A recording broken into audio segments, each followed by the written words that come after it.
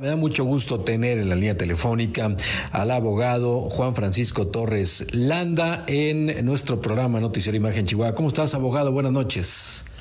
Carlos, qué gusto saludarte. Encantado de estar en contacto contigo y tu amable auditorio. Al contrario, abogado, gracias por tomar la llamada. Y bueno, tú eres una persona que ha estado muy pendiente de los datos políticos, sociales, por supuesto legales de nuestro país. Eres un reconocido abogado en nuestro territorio nacional. Y yo te quiero preguntar, abogado, como especialista en leyes y por supuesto que le sabes a todo este tema y te has metido en lo político y social de nuestro país, ¿cómo ves la democracia en estos momentos en México con los gobiernos, sobre todo el gobierno federal y bueno, todas sus decisiones alrededor de este mismo? ¿Cómo la ves, abogado? Pues mira, estamos ante una prueba, diría yo, casi inédita y con una gran preocupación porque efectivamente hay señales ominosas, señales preocupantes de que nuestro sistema democrático corre riesgo. Y a la vez existe una oportunidad, diría yo, histórica, quizá la más importante de la que yo tenga memoria, y aún de lo que no tengo memoria, haciendo un estudio histórico, creo que esta es la elección más importante para el país probablemente en los últimos 100 años, y me voy a explicar por qué. Es la más grande en todos los términos numéricos, es la más grande en número de puestos de elección, es la más grande en número de votantes posibles, es la más grande en número de distritos, tanto federales como locales, etcétera, que están en juego. Entonces es una elección que numéricamente es muy importante, pero eso no es lo más importante. Lo más importante es lo que se juega, y lo que se juega es que en esta elección vamos a definir el tipo de país que queremos ser y seguir siendo, y se refiere justamente a tu pregunta original respecto a democracia. Vemos lamentablemente que quienes tomaron el poder por la vía democrática con un mandato específico y una oferta electoral como la fue 2018, pues han optado por una ruta en la cual, lejos de cumplir los objetivos, por lo menos los tenores en los cuales basaron su oferta, que por ejemplo es el combate a la corrupción, el combate a la impunidad, la procuración de mejores condiciones de seguridad y justicia, el crecimiento económico, el hecho de abatir la pobreza, etcétera. Todas estas series de ofertas pues han caído en un enorme pozo negro, en el cual no solamente no ha habido esos buenos resultados, sino exactamente lo contrario. Y uno pensaría, bueno, pues eso, ni modo, han tenido mala suerte, las cosas no se han dado como ellos querían, pero no, la realidad es que es fruto de muy malas decisiones, es fruto de una trayectoria en la cual justamente el objetivo ha sido diluir instituciones, ha sido eliminar contrapesos, ha sido abatir programas y una serie de activos que funcionaban, y el único lema es, pues todo lo que huela a de otra época o de otro sexenio debe ser aniquilado. Esta fórmula ha probado ser altamente lesiva, y ahora nos encontramos incluso con temas como es el hecho de que se ataque a la disidencia, se ataque obviamente a otros partidos políticos, sí, se ataque a la prensa, decididamente se ataca a la prensa. Y ahora en los últimos momentos, en los últimos, digamos, semanas, el ataque frontal es contra el árbitro electoral. Entonces, parece ser que están siguiendo una tónica, casi una especie de receta para consolidar un régimen que dista mucho de ser democrático y que más bien se parece a un régimen autoritario, diría yo prácticamente dictatorial. Y por eso es que esta elección es tan importante, porque ¿qué es lo que se juega, mi estimado Carlos? Lo que se juega, entre otras cosas, es el control de la Cámara de Diputados y por lo tanto balances en el Congreso. Tú no me dejarás mentir, en últimos días y semanas, por ejemplo, estas fuerzas dominantes en el Congreso se han jactado de pasar y de aprobar leyes que nos dejan perplejos, porque el contenido de esas modificaciones legales no solamente son de dudosa credibilidad, sino son instrumentos de abierto enfrentamiento contra la lógica contra lograr un mejor desempeño económico, lograr generar mayor competencia y por lo tanto beneficios al consumidor, van en opinión o en sentido exactamente contrario. Y repito, los últimos ataques al árbitro electoral presagian el hecho de que ellos piensan que si no ganan la elección es resultado de un fraude. Creo que tú y yo hemos escuchado esa frase antes. Muchísimas veces, abogado. Oye, quiero conocer tu opinión sobre el tema de la ampliación de 2 años más del presidente de la Suprema Corte de Justicia de la Nación, en donde se maneja que es inconstitucional, y luego hoy el presidente de la República sale a decir que es constitucional esta ampliación. Quiero conocer tu punto de vista sobre esto, abogado. Muy buena pregunta. De hecho, hoy dimos una conferencia de prensa, estuvimos en una conferencia de prensa con legisladoras del bloque opositor, o por lo menos de partidos distintos a Morena, en la Cámara de Diputados, en donde en conjunto con Claudia de Buen, presidenta de la Barra Mexicana, y con Beatriz Pajés, que es una conocida articulista y directora de la revista Siempre, y tu servidor, dimos justamente una opinión sobre este particular para resaltar los problemas que ese ataque tiene de por medio. Y efectivamente, además del ataque al INE, estamos ahorita metidos en este ataque al Poder Judicial.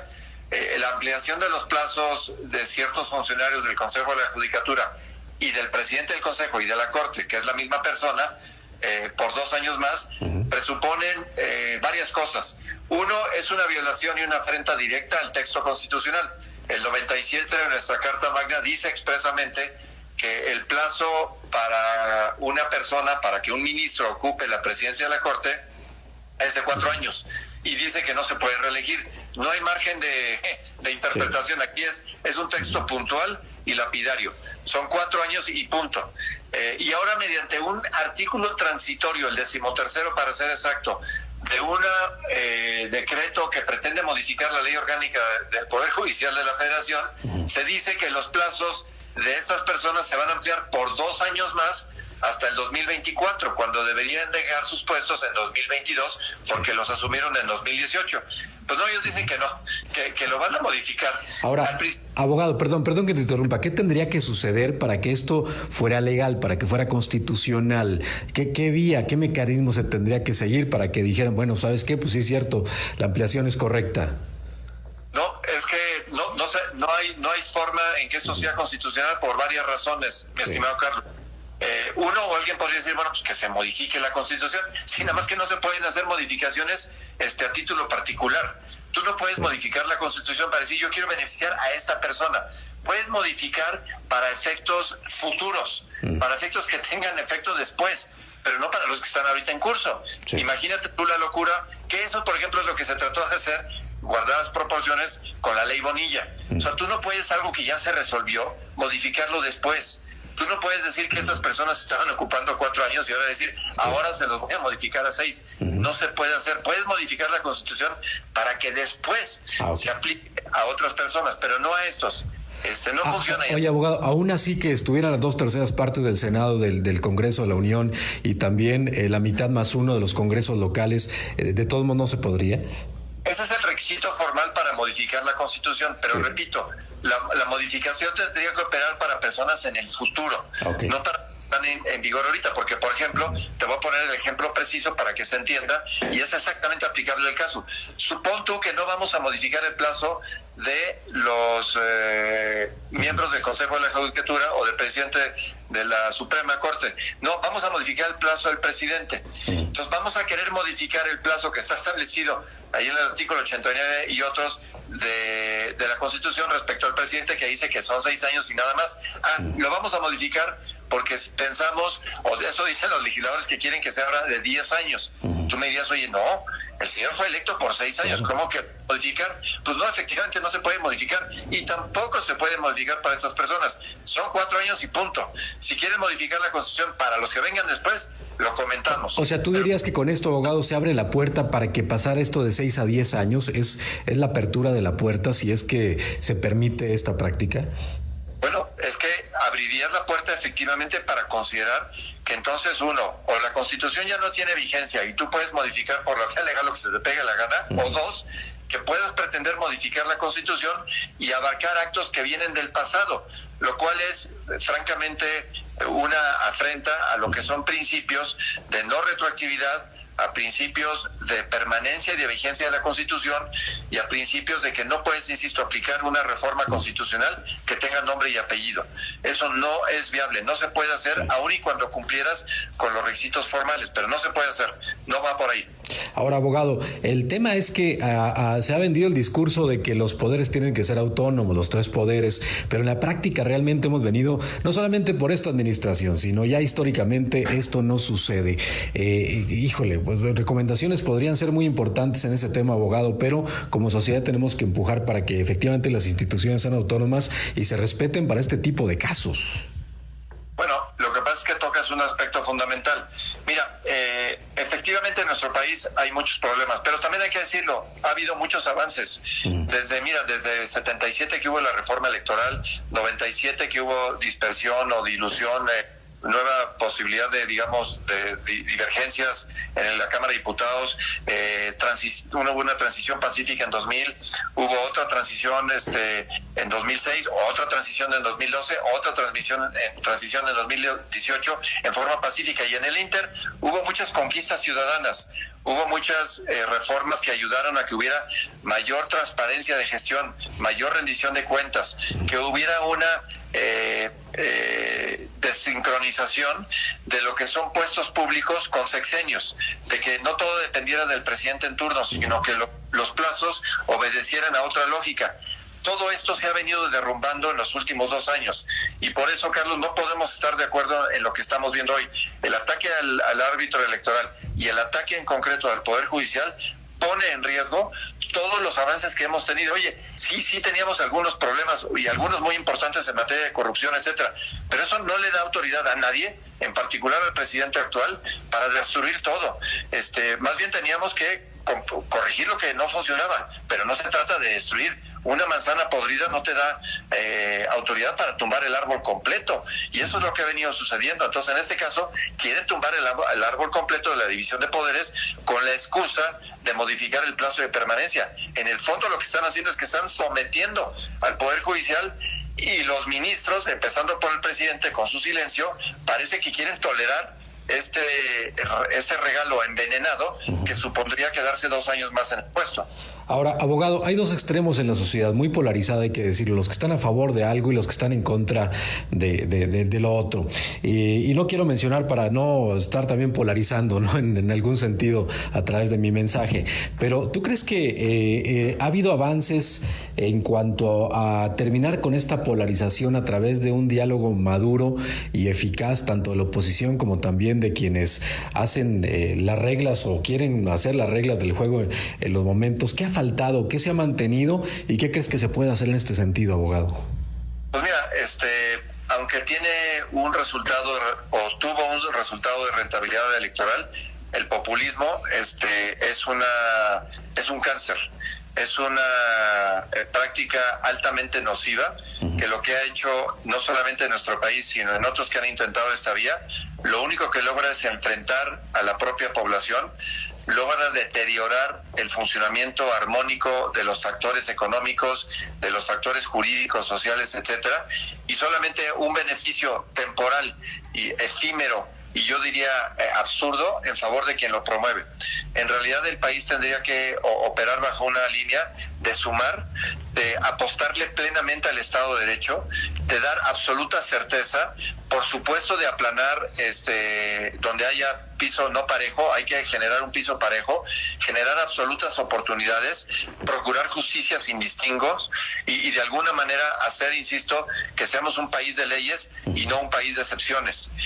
Hoy lamentable eso no está sucediendo en nuestro país, y por lo mismo tenemos que dialogar en lo que nos une, Carlos, en lo que nos procura un bien común, y son cosas muy comunes, son cosas muy lógicas. Es la justicia, es el trabajo, es la educación, es la salud, es el esparcimiento, es sentirse en un lugar donde uno puede salir a la calle y saber que las cosas van a suceder, que no estoy en riesgo de no regresar, que no estoy en riesgo, de que no sé si mis negocios van a poder seguir operando normalmente, de que no sé si el día de mañana me van a cambiar las reglas y de repente resulta que lo que yo hacía un día al día siguiente es ilegal, de que yo vivo en un lugar y resulta que por abuso y por un uso faccioso de las instituciones pierdo pues las cosas por las que he trabajado durante años. Sí. Y lamentablemente ese es el país en el que estamos viviendo hoy en día, y por eso es tan importante efectivamente sumar, construir y tener un país, insisto, en el que reconozcamos que si bien es cierto había y sigue habiendo problemas,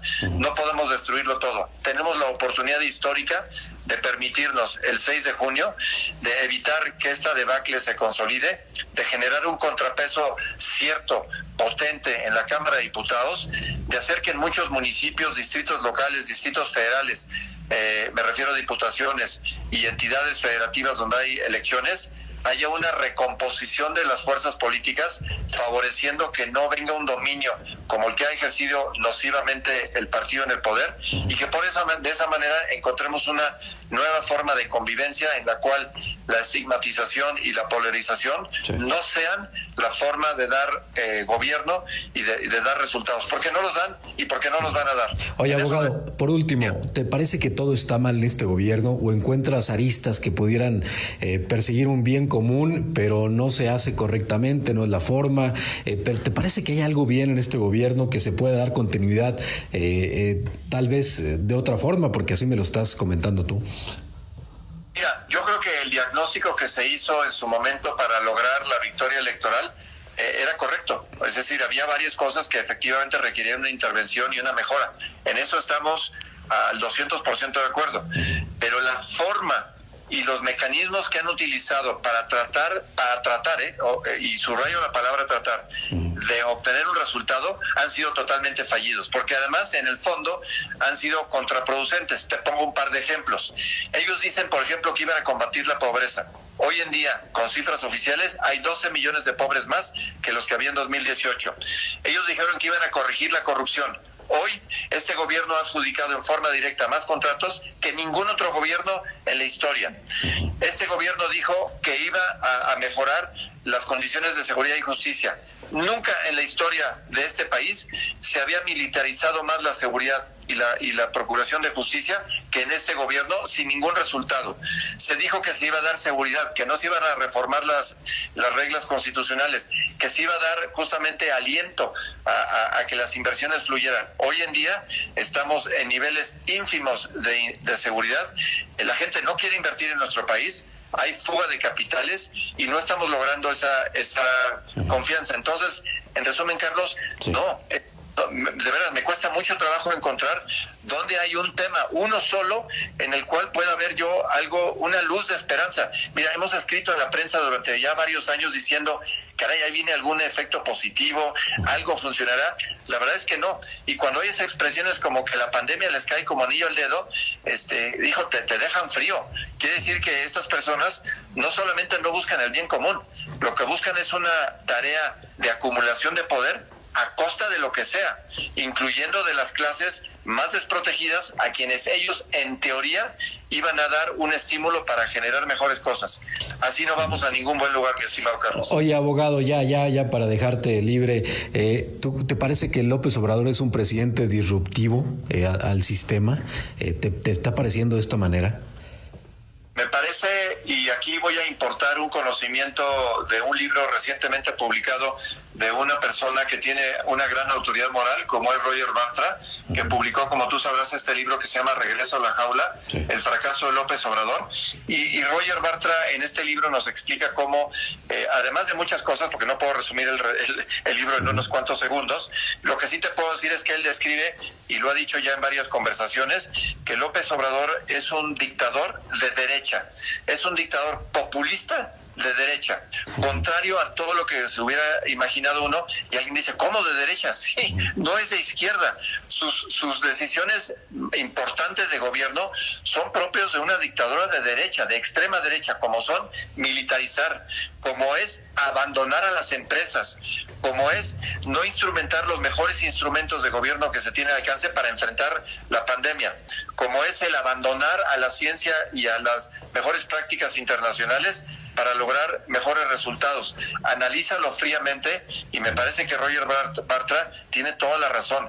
Estamos ante una debacle de una persona que lamentablemente engañó al electorado en 2018 y ha traicionado a sus promesas, incluyendo la promesa más importante que hizo el día que tomó posesión: honrar la Constitución y evitar que la misma sea vulnerada. Lamentablemente, esa promesa tan esencial no se ha satisfecho, creo que ni un solo día de su mandato.